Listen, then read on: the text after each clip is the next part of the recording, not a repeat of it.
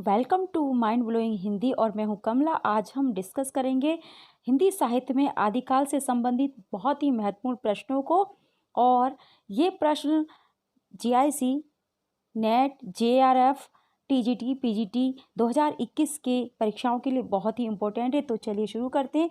आज का हमारा प्रश्न शुरू होता है 42वें प्रश्न से और 42वां प्रश्न है हमारा, आचार्य हजारी प्रसाद द्विवेदी ने अपभ्रंश को क्या कहा है।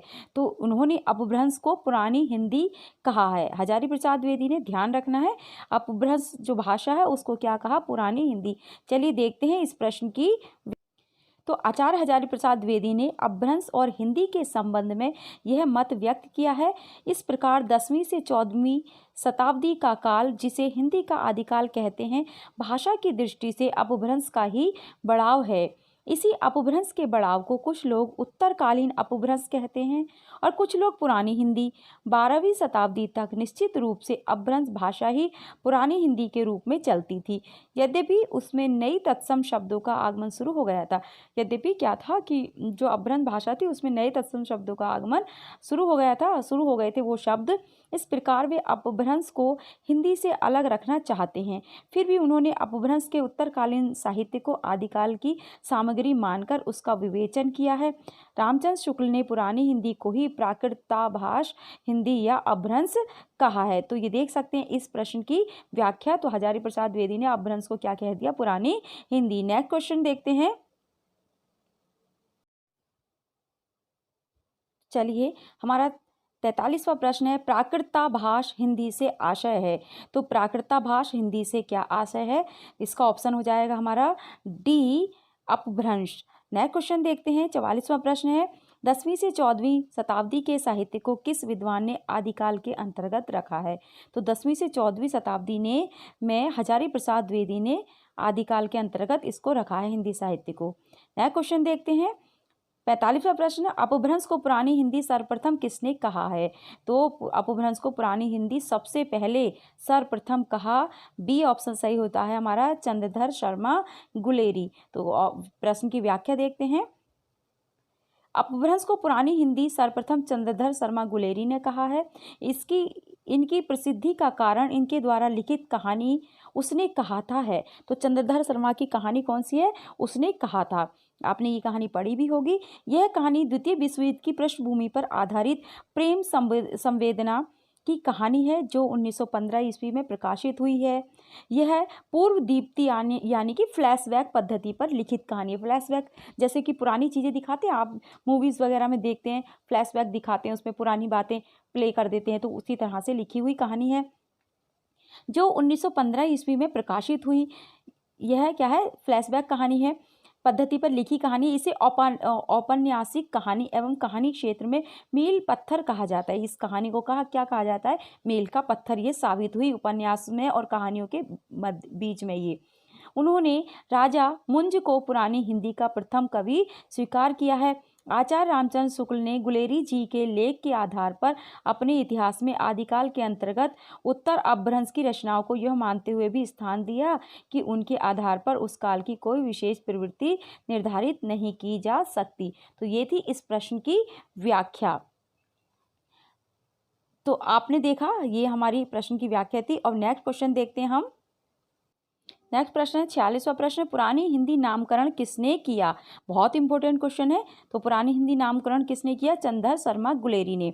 आपको ध्यान रखना है कि प्रथम अपभ्रंश को पुरानी हिंदी सर्वप्रथम चंद्रधर शर्मा गुलेरी ने कहा था, ठीक है। तो और इसलिए जब सबसे पहले उन्होंने कहा तो नामकरण भी किसने किया, चंद्रधर शर्मा गुलेरी ने। नेक्स्ट क्वेश्चन, पंडित चंद्रधर शर्मा गुलेरी ने किसको पुरानी हिंदी का प्रथम कवि स्वीकार किया। अब किसको प्रथम कवि स्वीकार किया था, ऑप्शन सी हो जाएगा हमारा सही, राजा मुंज। नेक्स्ट है, अपभ्रंश का वाल्मीकि किसे कहा जाता है। बहुत ही इंपॉर्टेंट प्रश्न है स्टूडेंट्स। देखिए, स्वयंभू को। तो अपभ्रंश का वाल्मीकि कहा जाता है स्वयंभू को। इसकी व्याख्या देख लेते हैं इस प्रश्न की। स्वयंभू देव 8वीं शताब्दी निर्विवाद रूप से अपभ्रंश के सर्वश्रेष्ठ कवि माने गए हैं। अब स्वयंभू देव कब इनका समय कब है, इनका समय है 8वीं शताब्दी में। निर्विवाद रूप से अपभ्रंश के सर्वश्रेष्ठ कवि माने गए हैं। इनको सर्वश्रेष्ठ कवि मानने के पीछे कोई भी विवाद नहीं है। ऐसा नहीं है कि किसी ने कुछ माना किसी ने कुछ माना, ठीक है, किसी कवि को माना ऐसा नहीं है, सभी ज़्यादातर कवियों ने क्या किया या लेखकों ने अपभ्रंश का कवि सर्वश्रेष्ठ कवि स्वयंभू को ही माना। स्वयंभू देवकृत पौमचर्यु, ठीक है, स्वयंभू ने क्या लिखा, स्वयंभू देव इनका नाम है, इन्होंने क्या लिखा, पौमचर्यु 5 कांड और 43 संधियों सर्गों वाला विशाल महाकाव्य है। पौमचर्यु क्या है, 5 कांड है इसमें पौमचर्यु में, और इसमें 83 संधियों वाला विशाल महाकाव्य है। ये महाकाव्य जैसे रामायण और महाभारत महाकाव्य इस तरह से पौमचर्यु भी है। यह अपभ्रंश का आदि काव्य माना गया है, अपभ्रंश का आदि काव्य माना गया है पौमचर्यु को। अतः शंभु को अपभ्रंश का प्रथम महाकवि, अपभ्रंश का वाल्मीकि इत्यादि कहा जाता है। तो इस तरह से आपको बहुत सारे यहाँ से प्रश्न मिल रहे हैं। नया क्वेश्चन देखते हैं, निम्न में से किस कवि को अपभ्रंश का वाल्मीकि कहा जाता है? अभी हमने पढ़ा, ऑप्शन सी सही होता है, स्वयंभू। नेक्स्ट है, अपभ्रंश के प्रथम महाकवि कौन थे? तो अपभ्रंश के प्रथम महाकवि कौन होते हैं? तो ये ऑप्शन बी सही होता है, स्वयंभू। नेक्स्ट है हमारा, स्वयंभू की कृति का नाम है। तो स्वयंभू की कृति का क्या नाम है? तो ये हो जाएगा हमारा ऑप्शन डी सही, पौमचर्यु। तो नेक्स्ट क्वेश्चन देखते हैं, हमारा 52वां प्रश्न है, पौमचर्यु किसकी रचना है? अभी हमने पढ़ा था किसकी है, स्वयंभू की। नेक्स्ट क्वेश्चन, इनमें से किस ग्रंथ में लिखा है कि अग्नि परीक्षा के बाद सीता जैन धर्म में दीक्षित हो जाती है? बहुत ही इंपॉर्टेंट है। तो इनमें से किस ग्रंथ में ये लिखा है कि सीता की जब अग्नि परीक्षा हुई थी उसके बाद में वह जैन धर्म में दीक्षित हो जाती हैं, जैन धर्म में परिवर्तित दीक्षित हो जाती हैं? तो ये हो जाएगा ऑप्शन डी हमारा सही, पौमचर्यु। अभी मैंने आपको पौमचर्यु के बारे में बताया कि ये भी महाकाव्य है। तो अब इसके बारे में थोड़ा देखते हैं कि इसमें कौन सी कहानी है। पौमचर्यु स्वयंभूकृत चरित्र काव्य है, एक चरित्र काव्य है, एक चरित्र को यहाँ पर दिखाया गया है। यह 5 कांडों में विभक्त है, जिस तरह से रामचरितमानस में कांड है उसी तरह से। विद्याधर कांड, अयोध्या कांड, सुंदर कांड, युद्ध कांड और उत्तर कांड। स्वयंभू ने नारी के प्रति व्यवहार का वर्णन इस काव्य में किया है। नारी के प्रति पुरुष का दृष्टिकोण उस युग में कैसा था, यह काव्य में वर्णित अग्नि परीक्षा वाले प्रसंग से स्पष्ट हो जाता है। लंका विजय के पश्चात सीता को पुष्पक विमान पर चढ़ाकर कौशल नगरी लाया जाता है। सीता के आगमन का एक और भव्य वातावरण और दूसरी ओर उस वातावरण में राम का ओछा व्यवहार। अग्नि परीक्षा से पूर्व सीता राम से कहती हैं कि आज मैं अपने सतीत्व की पताका फहराऊंगी, आग यदि समर्थ हो तो मुझे जलाए। जब मेरा मन शुद्ध है तो इस दिव्य शक्ति का क्या होगा? इस ग्रंथ में वर्णन है कि अग्नि परीक्षा के बाद सीता जैन धर्म में दीक्षित हो जाती हैं। अभी आपने देखा कि इनमें से किस ग्रंथ में लिखा है कि अग्नि परीक्षा के बाद सीता जैन धर्म में दीक्षित हो जाती है। अब आपको ये भी पता चल गया कि पौमचर्यु की कहानी क्या है। तो ये राम पर आधारित है, सीता की अग्नि परीक्षा पर आधारित है।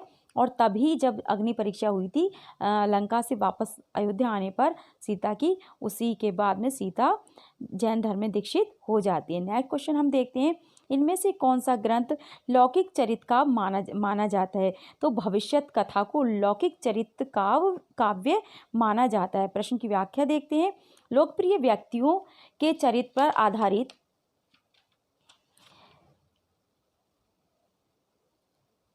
काव्यों के अतिरिक्त कई ऐसे चरित्र काव्य भी रचे गए हैं। एक तो लोकप्रिय व्यक्तियों के चरित्र को दिखाया जाता है, उन पर काव्य लिखे गए।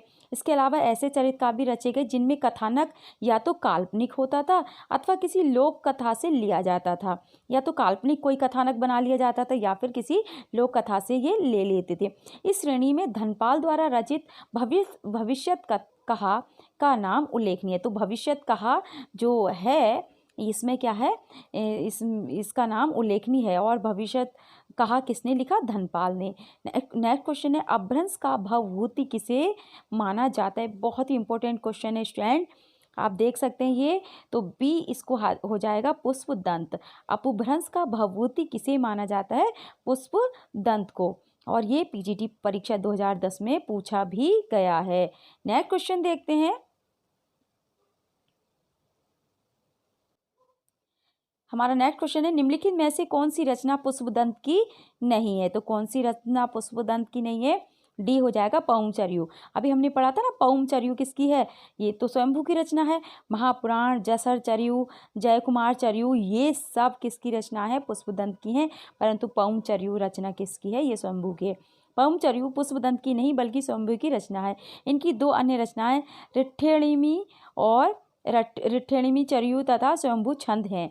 तो इस तरह से आपने देखा कि पुष्पदंत की रचनाएं भी आपको यहाँ पर मिल गई और स्वयंभू की रचनाएं भी।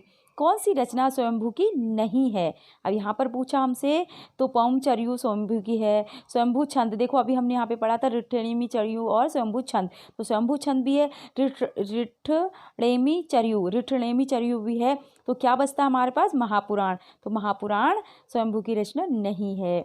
महापुराण के रचनाकार कौन है, अब प्रश्न ये हो गया कि महापुराण के रचनाकार कौन है। देखिए कितने अच्छे प्रश्न हैं, आपको प्रश्न के साथ उत्तर मिलते हैं और उसमें भी आपको क्वेश्चन और मिल जाते हैं। तो बी हो जाएगा हमारा पुष्पदंत। तो महापुराण के रचनाकार कौन हो गए, पुष्पदंत। तो अपभ्रंश के दूसरे कवि पुष्पदंत हैं। अब देखिए पहले कौन है, स्वयंभू, दूसरे अपभ्रंश के कवि हैं पुष्पदंत। इनकी 3 रचनाएं मिलती हैं, महापुराण, जयकुमारचर्यु तथा जसरचर्यु। महापुराण में अनेक घटनाएं और चरित्र हैं। इनमें कवि ने 63 महापुरुषों की जीवन घटनाओं का वर्णन का विषय बनाया है। इसमें 63 महापुरुषों की जीवन घटनाओं का वर्णन का विषय इन्होंने बनाया है, इनमें वर्णन किया है इनका।